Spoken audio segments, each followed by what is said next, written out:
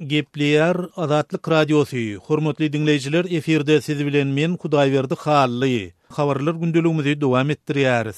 Aşgabatdaky Starbucks kofe galyp çykdy.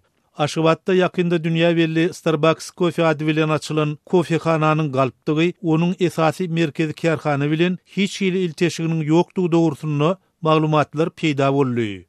Şu Tomsun ortalaryny paýtagtyň bagtyarlyk sowda merkezine Starbucks kofehanasyna mahsus deklarasiýa bedilen we 10 ýaşmanada durýan saýlama Frappuccinos bilen bir kofehana açyldy. Munyň bilen baglylykda Türkmenistan barada maglumatlar çap edýän bir habar saýtyny Aşgabatda Starbucks açyldy söz başly makala sosial ulgamlarda dünýä belli Starbucks inni Aşgabatda diýen mahabat şekilli video ýazgy hem peýda boldy.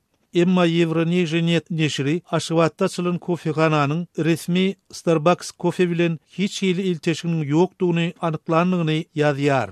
Neşir hakyky Starbucks'ın ökülleri bilen habarlaşyp Aşgabatda öz kofehanasyny açyp açmanlygyny tasdiklamagyny sorady.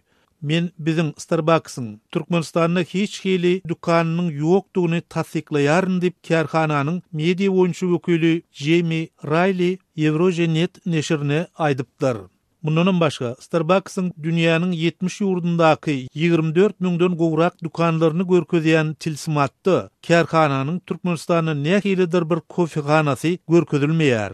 Şol bir wagtda Euronews neşri bagtyarlyk sowda merkezine açylan kofehanada bir grande cappuccino kofesiniň 12,5 manada deň bolup, bu şäheriň beýleki ýerleri bilen deňeşdirilenini 2 hesse dagy gymmatlygyny hem nygta geçýär.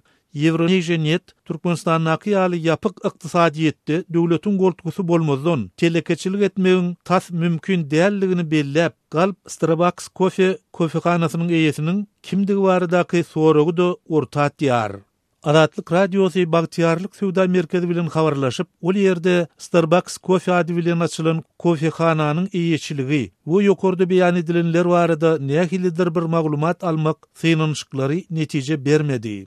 Gali versede Türkmenistan awtorluk hukuklaryny gorayan birni konvensiýasynyň agzasydyr.